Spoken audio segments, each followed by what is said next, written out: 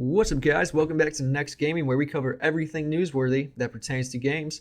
So today I just wanted to start out with something I found interesting. You can see here a user on Halo Infinite recreated Battlefield 3's Operation Metro using Map Editor. Honestly, it looks pretty good, stayed faithful to Battlefield 3. It's almost as if they just ported the map to Battlefield 4. So, it's not perfect, but, for someone just with a lot of free time, this actually looks really impressive. I have to say that looks pretty stellar. Kudos to you. I believe you can see the YouTuber who actually did it in the video. That is dope. I gotta admit. Also, a bit of wholesome news. Elden Ring developer From Software has released a tribute to all the players who died and succeeded through their We the Tarnished video. You can see that in the description. It's it's a cute video. I think it circles around people getting so irritated and frustrated and dying over and over again to eventually achieving something, and you can see the smiles on their faces and the excitement. It's really wholesome, and it just shows that From Software they're proud of what they've done. They've made a colossal hit, and just for the genre in general, that's amazing that it's getting some exposure.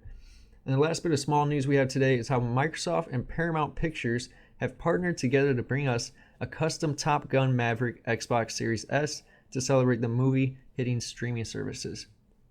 Funnily enough, people preferred the black over the white Xbox Series S, which is interesting. I'm also not really into the white. I like my PlayStation 5 as white, but Xbox it looks more sleek with a black design. I do wish that they had a Series X version, but I think maybe because the Series S is smaller, they could it's probably a lot harder to do a Series X custom console build because it's just so big and fat, and nothing would really look attractive on it. It does look most attractive from just a sitting point, kind of like a stereo, so. Alright guys, let's get into the more nitty gritty. First off, Nvidia CEO Jen Hudson appears to believe GeForce is essentially a game console inside your PC. Honestly, that's all fine and dandy to me, personally, seeing that the GPU is one of the bigger fundamentals for a gaming PC. However, what made people intrigued is that the CEO also stated that they have always believed GeForce should drift towards the average selling price of a game console, meaning 500 or so, according to him. So I don't see this as a problem, honestly, as long as the older spec GPUs are still available. I don't see an issue at all. I mean, you have to consider if you're a hardcore gamer and you have a PC built and it's relatively good right now, you have about 3 to 4 years until you even need an upgrade, I'd imagine. Maybe 2 or 3, give or take. But if you're going to upgrade, and that's essentially all you really need to upgrade, other than maybe storage or possibly RAM, which is more on the lower side, so it's not as big of a deal. So you're going to put most of your money into your GPU. So it's essentially like you are buying a console. So I can get behind that. That makes enough sense for me. As long as the older spec GPUs are still available, it's fine by me. Also, it seems the sales comparisons between the Xbox One and the Xbox Series consoles have been released, and honestly, looking at them, I'm not getting the hype. Obviously, Microsoft is going to do slightly better with the Series consoles, seeing that they didn't launch with the non-competitive price or forced DRM/Connect.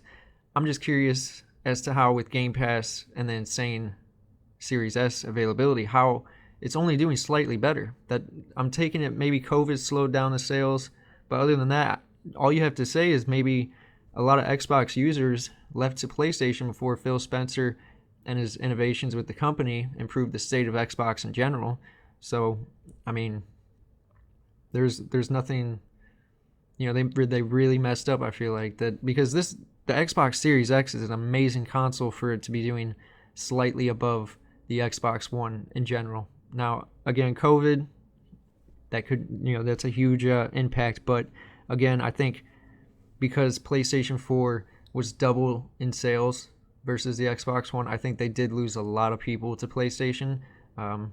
So that's disappointing. Hopefully, Microsoft can make a comeback. Looking at it right now, the Xbox One's total sales comes to 13,157,000, with the Xbox Series consoles combined at 16,073,000. So, like I said, 3 million difference seems a bit small, but I assume over the next year, the gap in the stock will increase significantly.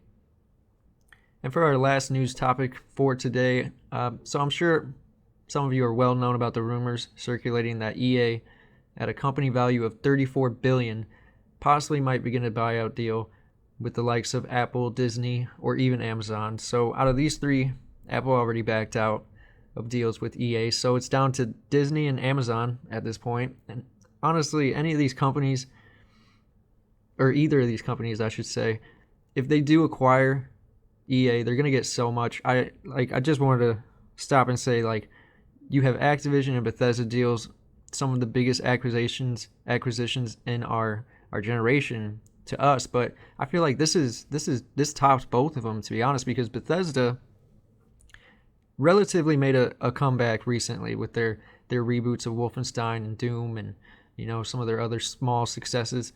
But when it comes to EA, they have the likes of Dragon Age, Madden, and FIFA, their Star Wars Jedi series, Need for Speed, along with the Dirt and Grid series, Battlefield, Apex Legends, The Sims. It just they do have, and that's not all of them. You still have Skate and Dead Space. There's a long list of EA IPs. So I think this might be one of the biggest acquisitions of our time. So regarding that, I think honestly it's going to be split between the two. I think EA is going to come to a deal, possibly giving certain IPs to Disney and certain to Amazon, because I don't see either backing out if they're really into it, but I also don't see Disney buying into the gaming market. I don't know if they're already in talks. I know a lot of this is rumors, but I think if anybody, I think Amazon would probably be the one to kind of go buying all into the gaming market. That's just me. I might be wrong, but if that's wrong, I'm pretty certain they're going to split it up between Disney and Amazon. So depending which games go where and how it goes and what happens, I'm very curious. It could go any which way. We'll just have to find out. Anyway, guys, that's it for today. Catch you guys later. This has been NeXt Gaming. Like, comment, and subscribe for more. Peace.